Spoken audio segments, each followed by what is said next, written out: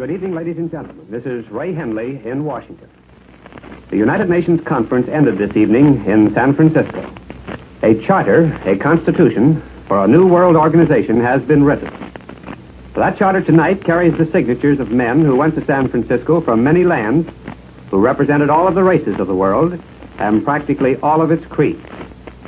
These men, these delegates, assembled in San Francisco with one thought uppermost in their minds: to prevent World War number 3. Did they succeed? It may be too early to try to answer that question tonight, but we can begin to examine the finished product of the San Francisco Conference in order to know its good points and also to be prepared for its weaknesses. And so tonight, the American Broadcasting Company has assembled for you a round-robin forum of distinguished editors representing various sections of the United States. We bring these editors to the microphone so you can hear their seasoned and expert opinions on the accomplishments of the San Francisco Conference. You'll hear from Mr. Ralph McGill, editor of the Atlanta Constitution, Mr. Ralph M. Blagden, editor of the St. Louis Star-Times, Mr. James M. North, Jr., editor of the Fort Worth, Texas Star-Telegram, Mr. Hugh A. Fogarty, editorial writer of the World Herald in Omaha, Nebraska, Mr. John Charles Thompson, editor of the Wyoming State Tribune, also Mr. Herbert L. Lewis, executive editor of the St. Paul Pioneer Press and Dispatch in St. Paul, Minnesota, Mr. Phil Parrish, editor of the Portland Oregonian, and finally back to our national capital to hear from Mr. Ben McElway, associate editor of the Washington Evening Star. So to begin our swing around the circle, we hear first from the editor of the Atlanta Constitution, Mr. Ralph McGill, speaking from Atlanta, Georgia. The New World Charter approved at San Francisco is stronger than the League of Nations, both structurally and spiritually. This fact, I think, was obvious among the delegates themselves, many of whom came to San Francisco with a very real fear the conference might fail to achieve its purpose. The fact the conference succeeded testifies eloquently to the fact that all over the world there is a greater demand for peace than existed at the end of the First World War. It was this one fact which enabled the conference to accept the affront of Argentina's entry and to smooth out other difficulties. I think it fair to say that Russia, the nation which made more concessions than any other participant, demonstrated a sincere desire for world peace. Russia's actions should silence the criminal gossip in this country by irresponsible persons that Russia wants to make trouble. The charter must now be ratified, of course, and by now we must all be aware of the plain and inescapable fact it cannot succeed without the United States. Woodrow Wilson's League might have succeeded had we joined it. Certainly the course we took did not lead to peace. No great world power can isolate itself if it wishes. We must participate in world affairs, and the fact that this charter has an excellent chance to receive an overwhelming endorsement from our Senate may well mean that the end of the year will find the charter ratified by all peace-loving nations. Meanwhile, it seems to me that newspapers and radio have the responsibility of interpreting the charter to the people so that all may know and understand its meaning and its power for peace. Now let's go to the great metropolis on the Mississippi to hear from the managing editor of another great newspaper, Ralph M. Blagden of the St. Louis Star-Times, speaking from St. Louis, Missouri. When 153 delegates signed the blue Morocco-bound San Francisco Charter today, two worlds came into being. The first was already here. It is the old world of jealous, fearful national sovereignties and of special power alliances. The new world is that of international cooperation, of the San Francisco Charter and of Bretton Woods.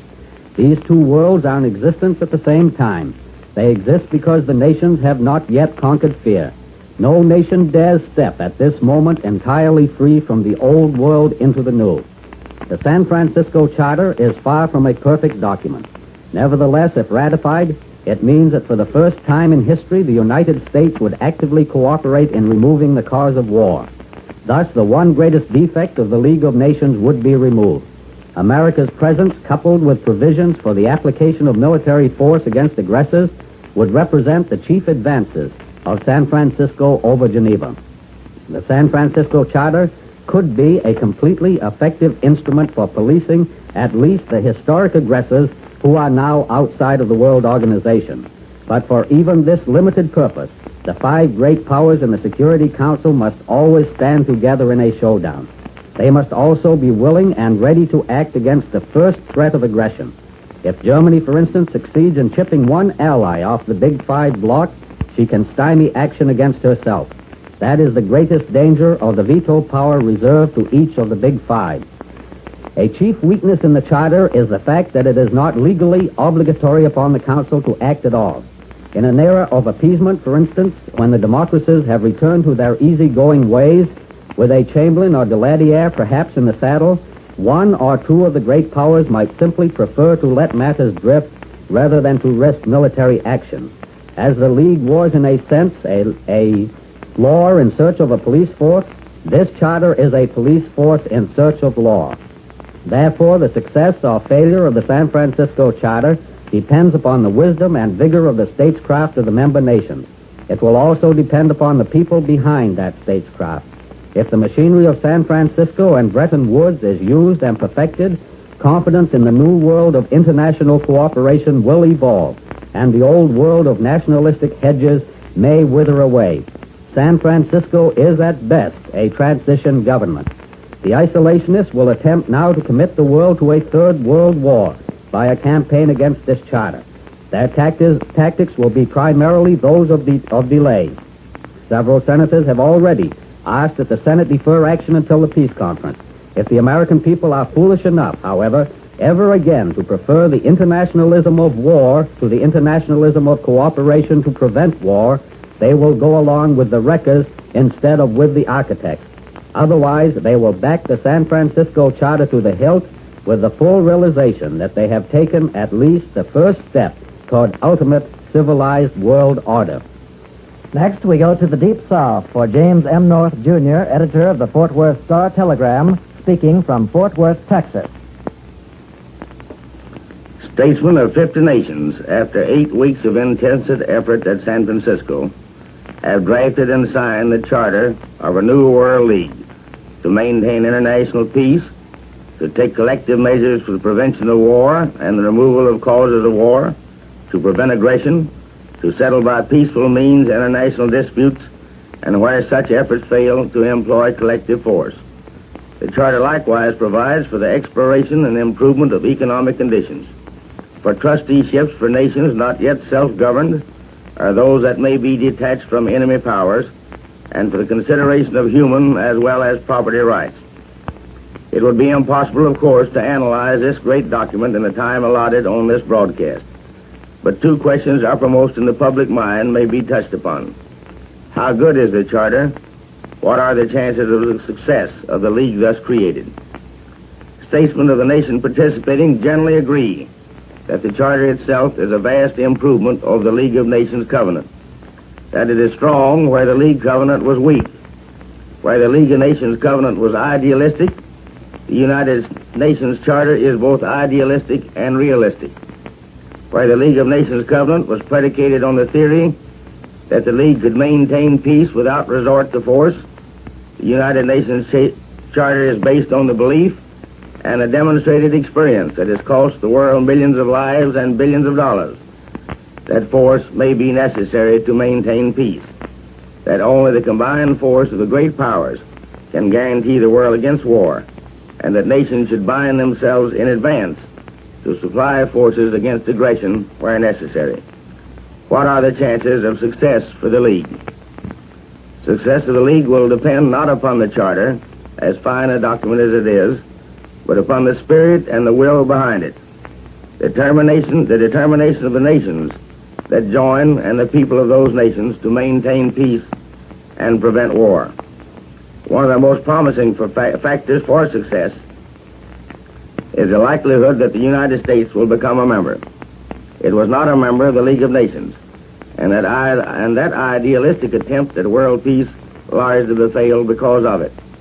Another is a recognition that this nation and the world cannot stand another global war, such as we are now engaged in.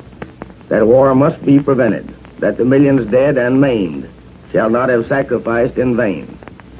The United States, Great Britain, Russia, the nations that won the European War, with the help and cooperation of France and China, can maintain world peace and prevent war if they work together in peace as they work together in war. The prospect that they will is good. The spirit shown at San Francisco is in itself an augury of future success. But as promising as is this prospect, it does not justify this nation in again relying upon the fallacious theory that war can be prevented by destroying the weapons of war. The United Nations League, in time, may make possible great reductions in armament. It may prove that all international disputes can be settled by peaceful means. The whole world hopes that it will. But until that time comes, our nation, while cooperating to the fullest and throwing the weight of its great power into every effort to maintain peace, should keep itself prepared. Now we hear from Mr. Hugh A. Fogarty, editorial writer of another of America's leading newspapers, the Omaha World Herald, speaking from Omaha, Nebraska. The Middle West, it is safe to say, will line up solidly behind the accomplishments of the San Francisco Conference, although fully conscious that the charter born of the conference labor is far from perfect. This section of the Middle West will, I believe, accept the Golden Gate Charter on the same theory that a hungry man will devour a dry crust if no steak is available. And the Middle West, sharing the world's hunger for peace and post-war security, is willing to settle now for a dry crust, with the hope that corn-fed steaks may be enjoyed at later banquets. The Midwestern attitude toward global cooperation is perhaps best expressed by two typical Midwesterners: our good neighbor from Missouri, Mr. Harry S. Truman, and our good neighbor from Kansas, General Dwight D. Eisenhower. The earnest determination of Mr. Truman to contribute to world peace is now well known. General Eisenhower was voicing orthodox Midwest opinion in New York recently when he warned that the problems of peace must be solved or we shall all be lost. Most Midwestern residents appear to realize that only genuine and intelligent cooperation can carry us to global security. They realize, too, that isolation is a dead word in these days when even Shangri-La has a busy military airport. The United Nations Charter appeals to a Midwestern mind as providing an alphabet for peace and security, but an alphabet with some of the letters missing. It falls short of the Atlantic Charter in embracing justice and human rights. It fails to extend the horizons of hope for colonial and subject peoples. The veto power held by the permanent members of the Security Council seems to be a dressing up of power politics in top hat and tails. But for all its imperfections, the San Francisco Conference does represent a forward step in human relations, for it gives promise that the greatest nation on earth, the United States, is about to become an active citizen of the world, in peace as in war. And the fact that 50 nations could agree upon a charter at all is in itself a monumental achievement. But let us remember, as President Truman mentioned a few hours ago, that San Francisco is only a beginning that will mean little unless suspicions, mutual distrust, and clashing ambitions are uprooted among the great powers. And the necessary first step toward the elimination of suspicion and distrust has not yet been taken. That step involves the opening of the channels of communications between all peoples everywhere.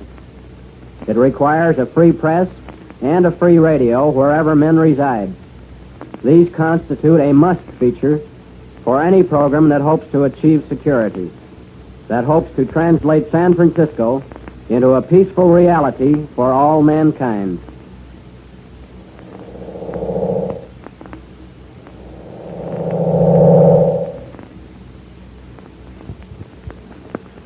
Coming in on a wing and a prayer, I hope to a happy landing. That observation is mine. What is to follow essentially is the comment of my associate in our organization, Roy F. McPherson, editor of the Wyoming Eagle. He supplies the thought, I voice it. The San Francisco Conference has completed the task assigned to it, the drafting of a charter for the proposed World Security Organization. This is encouragingly significant, but of greater significance is the fact that 50 nations voluntarily participated in the undertaking, that they cooperated in the writing of the charter and in the construction of the framework of an international security organization. The odds were against them, but they were willing to try. 50 nations, the greatest as well as the smallest, recognized the futility of war and the urgent need for a joint effort to prevent war. The import of the conference lies in this recognition of the need for international collaboration. Recognition must come first. The thought precedes the deed. Desire comes before effort. In other words, here is demonstrated a worldwide will to maintain worldwide peace.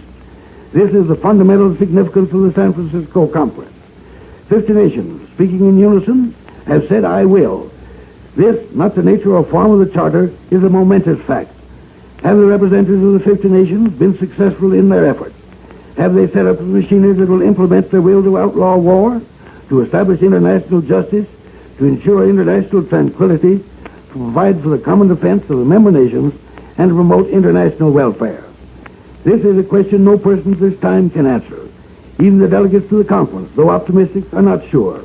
For the Great Charter has many imperfections. It is a conglomeration of compromises. It is the work of many minds holding differing opinions. Not one of the 50 nations is wholly satisfied with the product turned out by the conference. Every one of the 50 took exception to some of the Charter's provisions. Every one of the 50 reluctantly made concessions.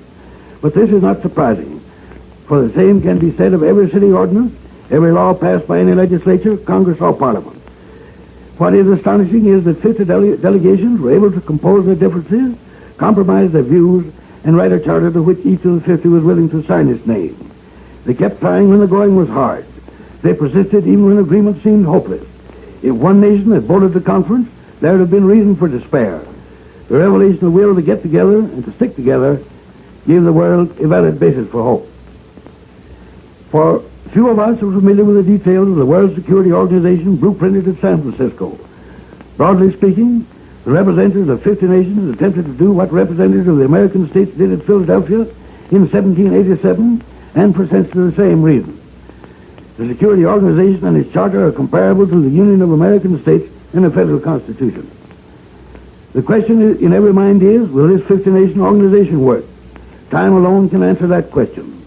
But we believe that the outlook for this Union of Nations is as bright as was the outlook for the Union of States in 1787. For there was more unity and less bitterness in San Francisco than there was in Philadelphia. This is a strong statement, but it will have to stand. Of the 13 original states, one state sent no delegates to the Constitutional Convention. Of the 65 delegates chosen to the 12 states, 10 did not attend. Of the delegates in attendance, 16 declined or failed to sign. The record at San Francisco is better. All of the 50 nations chose delegations, all of the delegations attended the conference, and not one declined or failed to sign. Surely the World Security Organization is getting off to at least as good a start as did the United States of America 158 years ago. This is not proof that the new order will function as planned, but it furnishes a basis for hope. One basic indisputable truth was recognized and acknowledged when the United Nations were invited to send delegates to San Francisco. It is this: there are only two places in which controversies among nations can be settled: on the battlefield or around the conference table. Either problems are talked out or they are fought out. There is no alternative. You have just heard John Charles Thompson, editor of the Wyoming State Tribune, speaking from Cheyenne, Wyoming. Let's go back a bit east to one of Minnesota's twin cities for a report from Mr. Herbert L. Lewis, executive editor of the St. Paul Pioneer Press, speaking from St. Paul, Minnesota. The delegates and the 50 governments they represented at San Francisco have a great achievement to their credit. They have drafted a charter that may, if ratified by those governments, mark the beginning of a new period in world history. Of course, in judging this charter, we have to recognize that it is a small beginning, a cautious start. This proposal represents only a small fragment of the world government which many persons hoped would come out of this war. But we must remember that great and lasting changes are usually a matter of growth. Even the Constitution of the United States was a product of 4 years of bad experience under the Articles of Confederation, and it was hardly in effect before the amending process began, and it has been going on ever since. The framers of our Constitution were accused at the time of being more interested in founding a strong government than they were in ideals and principles of democracy. But what they were actually doing was trying to meet the practical problems that had been encountered during the experimental years of Confederation after the Revolution. So, too, with the men of San Francisco. They have tried to produce an agency or vehicle for international cooperation, and in their search, they have been trying to meet the practical problems involved in collective action among nations, the problems that were highlighted by the experience under the old League of Nations and much else.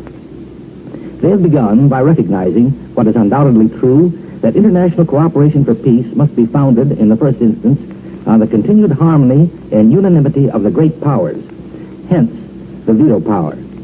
If the big powers ever fall out on any major matter, that's the end of the World Organization. But this is not in itself enough. The conference has also tried to work out a satisfactory relationship between the big powers and the small and the middle-sized powers, and overall has emerged a mechanism for carrying out the will of the peace-loving peoples of the world. It is a much more effective charter for maintaining the peace of the world and for cooperation in solution of world economic and political problems than was the covenant of the old League of Nations. For all of its safeguards and vetoes, it contemplates the use of force if necessary to put down international disorder. It is true that merely having an organization does not guarantee its use for the purpose for which it is designed. But if the governments of the world will use this vehicle in the same spirit and zeal for peace that has inspired the delegates in their task, we can be quite confident of the future. And if those governments listen to the profound wish of the peoples of the earth and respond to the hope for an enduring peace that binds together all decent humanity, that is what they will do. From St. Paul, we travel to the great Northwest to hear from the editor of the Oregonian, Mr. Phil Parrish, speaking from Portland, Oregon.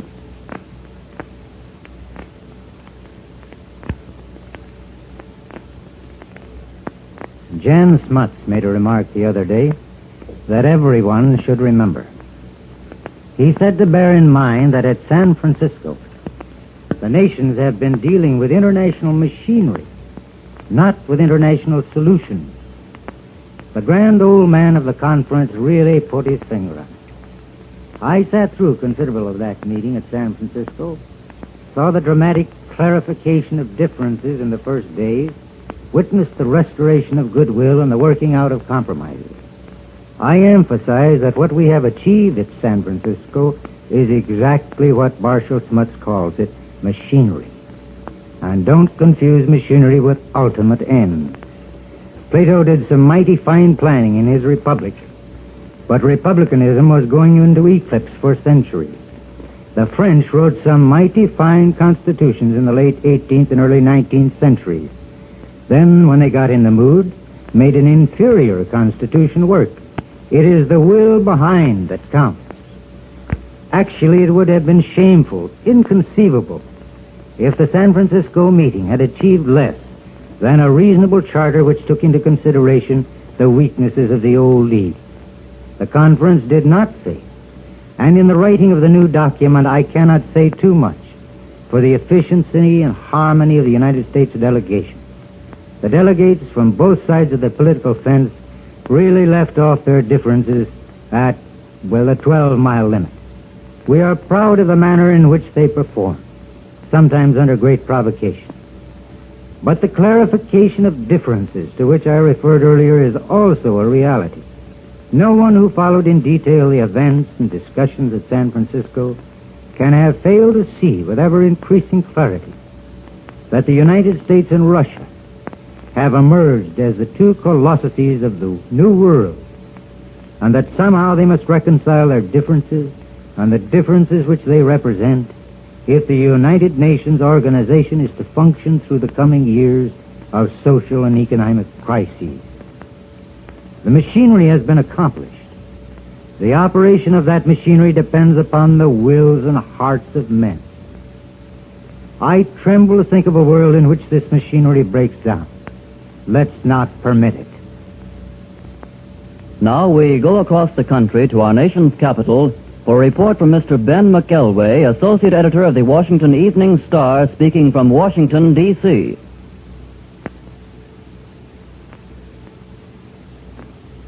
Ladies and gentlemen, while this discussion is prompted by the successful end of the San Francisco Conference, the important thing to remember is that this end is merely the beginning of a new attempt to keep the peace of the world. It is a fine, encouraging beginning. The representatives of over 50 nations have joined together in a spirit of goodwill, sensible compromise, and devotion to the paramount cause of learning to live together in that uncertain world which will be left when the fighting is over. They have agreed on the structure of the international machinery by which they hope to prevent future wars.